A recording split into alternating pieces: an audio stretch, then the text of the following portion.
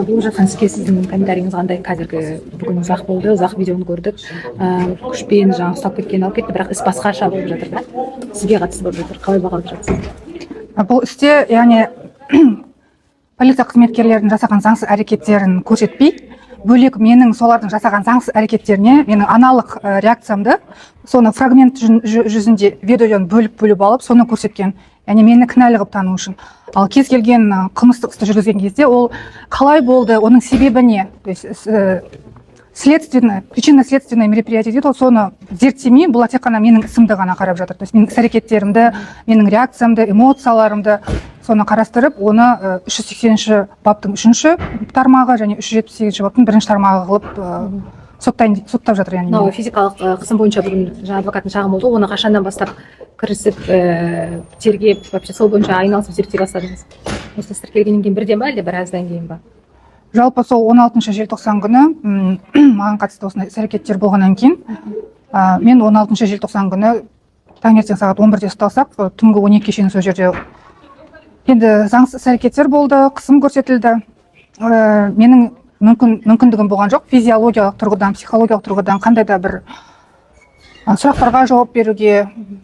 Сондықтан мен ИВС-қа мені жабады деген кезде, менің мүмкіншілігім балаларға ескерттім. Мен қандай да уақытта болмаймын үйде, әкелеріңізді тыңдаңыздар деп.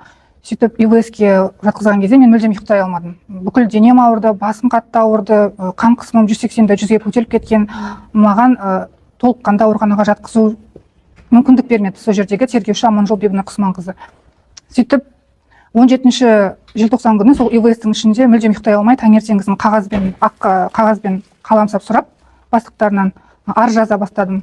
Бірінші орында ол прокурорға, Сарыарқа ауданының Даиров Дәурен Амангелдиевичтің атына, МВД министрі Саденовтың атына, адам құқықтары жөніндегі уәкіл Жалмағанбетова Баян және де бала құқықтарын қорғау уәкілі Динара Закиеваның атына арыздарды жазып, бастықтарына бердім. ИВС-тің олар маған көшірмесін берді, ішкі кіріс номерімен, печатпен. Ешқайсынан жауап болған жоқ, ешқандай да прокуратурадан жауап болды. Яғни прокурордың жауабы ешқандай да қылмыстық жаңағыдай қызметкерлер тарапынан қылмыстық іс жоқ дейді. Негізінде заң жүзінде мен үйде отырып уголовно-процессуальный кодекс деген бар, соны оқып жатырмын. Соған сәйкес 179 бап бар УПК-да. Қандай да бір қылмыс жөнінде арыз түссе, оны алдын ала тіркеу керек. Бірінші жаңа ЕРДР дейді, единый регистр досудебного расследования.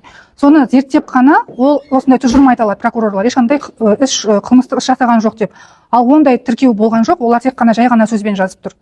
Ешқандай қылмыстық іс-әрекет жасаған жоқ деп, яғни ашық айтқанда Сарыарқа ауданының прокуроры Даиров Дәурен Амангелдиевич полиция қызметкерлерін қорғап қолпаштап отыр. Олардың жасаған қылмыстық әрекеттер не менің қорғаушымның ешқайсысы тіркелген жоқ, ешқандай тергеп-тексеру амалдары басталған жоқ. Мына істің де ұзақ созылып кеткендей көрінбей ме сізге? Жарты жыл, 25 жыл желтоқсанда, одан бері қарай қазір тергеп жатқан осы өзіңіздің ісіңізге қатысты? Әрине ұзақ. Қалай, не үшін деп ойлайсыз? Неге ұзақ тергеп жатыр? Мен ойлаймын, дәл қазіргі таңда маған ешқандай да әлеуметтік желіге шығуға болмайды, парақшаларымды жүргізуге болмайды. Тек қана өзімнің заңды құқықтарымды қорғау үшін мен арыз жазалам, шағым жазалам. Сондықтан мен ойлаймын, әдейі мен әлеуметтік желіге шықпас үшін менің белсенділігімді оппозициялық Қазақстан партиясындағы жасап жатқан жұмыстарымды тоқтату үшін, яғни ақпараттық алаңнан мені жоқ қылдыру үшін әдейі осылай ұстап отыр деп. Қазір қатты қорқып қалған шығар, иә? Балалардың жағдайына келетін болсақ, мен айттым ғой, Динара Закиеваның өзіне ИВС-те жаздым, одан кейін жауап болмағаннан тағы да өтініш арқылы жаздым. Жалпы алғанда мен 4 арыз, 2 шағым және де жеке қабылдауында да болдым 18 наурыз күні. Бірақ ешқандай жауап жоқ ол кісіден. Ешқандай көмек те болған жоқ. Мен өзім балаларымды жаңағыдай клиникалық психологқа өзім апарып, өзім көрсетіп, психологтың тұжырымдамасы бойынша балалар яғни стресс алған. Ол жергілікті психологтардың қорытындысы ғой, иә? Өзіңді жеке психологтар ма? Иә, жеке психологтар. Қазір енді емделіп жатыр ма? Балалар енді менің қасымда, біз ешқандай да ол жеке психологқа үнемі бармаймыз. Менің қасымда, сондықтан дәл қазіргі таңда балалардың жағдайы бақылауда, менің бақылауымда.